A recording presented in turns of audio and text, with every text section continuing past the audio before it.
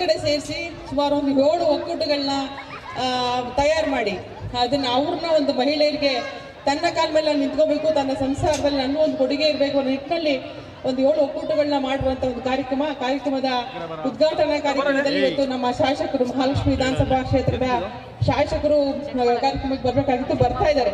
Late ಆಯಿತು, ಎಲ್ಲೋ ಒಂದು ಕಾರ್ಯಕ್ರಮಕ್ಕೆ ಹೋಗ್ಬೇಕಾದ ಸಂದರ್ಭ ಬಂದಿರಿಂದ ನೀನು ಹೋಗಿ ಕಾರ್ಯಕ್ರಮ ಶುರು ಮಾಡು, ನಾನು ಬಂದು ಜಾಯ್ನ್ ಆಗ್ತೀನಿ ಅಂದರು. ನಾನು ಮಾತನಾಡಿ ಮುಗಿಸೋದ್ರಲ್ಲಿ ಅವರು ಕಾರ್ಯಕ್ರಮಕ್ಕೆ ಬಂದು ಸೇರ್ಕೊತಾರೆ.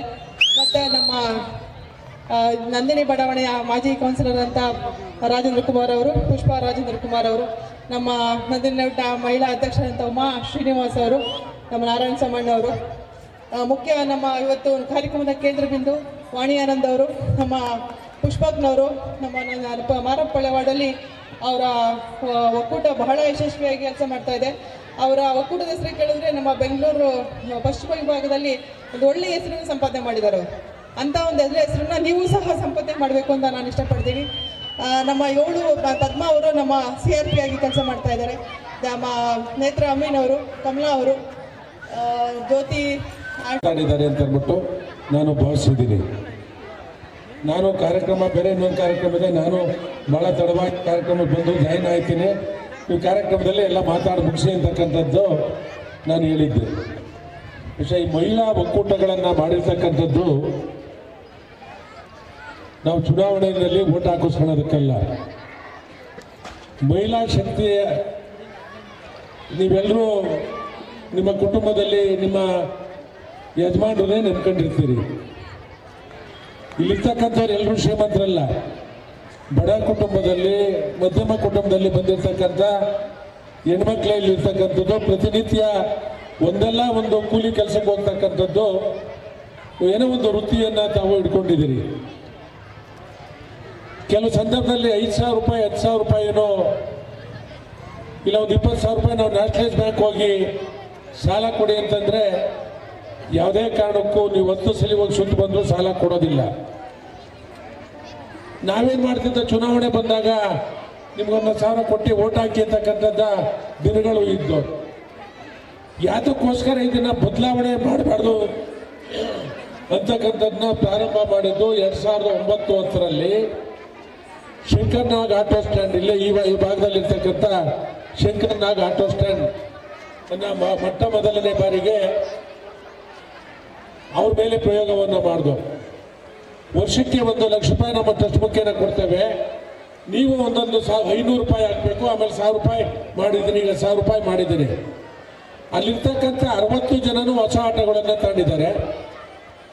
ಈಗ ಇವತ್ತು 15 ದಿನದಲ್ಲಿ ಕಾರ್ಯಕ್ರಮ ನಡೀತು. ರಾಜೇಂದ್ರ ಕುಮಾರ್ ಅವರು ಬಂದಿದ್ರು, ನಾನು ಆ ಕಾರ್ಯಕ್ರಮದಲ್ಲಿ ಭಾಗಿಯಾಗಿದ್ದೆ.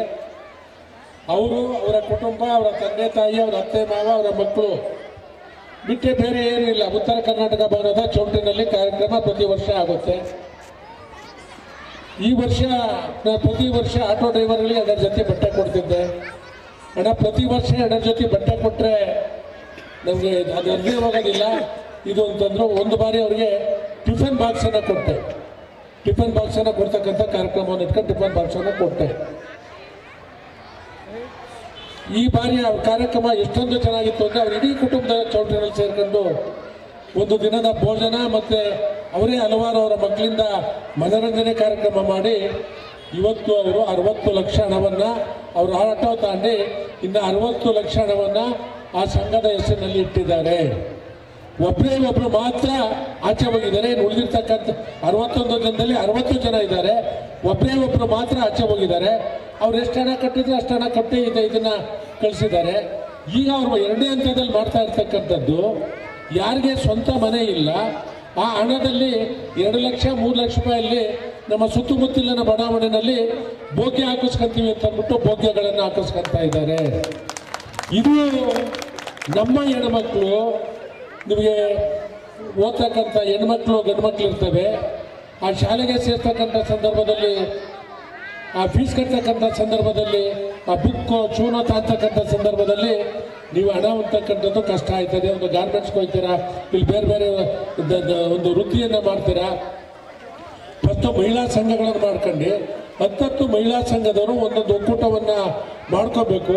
ಒಂದು ಒಕ್ಕೂಟಕ್ಕೆ 5 ವರ್ಷದಲ್ಲಿ 5 ಲಕ್ಷ ಹಣವನ್ನು ಕೊಡ್ತಕ್ಕಂಥದ್ದು. ಬಹುಶಃ ಯಾವ MLAನೂ ಇಡೀ ರಾಜ್ಯದಲ್ಲಿ ಪ್ರತಿ ವರ್ಷ ಒಂದು ಒಕ್ಕೂಟಕ್ಕೆ 1 ಲಕ್ಷ ಕೊಡಲ್ಲ. ಚುನಾವಣೆಯಲ್ಲಿ ನಾವು ದುಡ್ಡು ಕೊಟ್ಟರೆ ಓಟ್ ಹಾಕ್ತೀವಿ ಅಂತಾರೆ.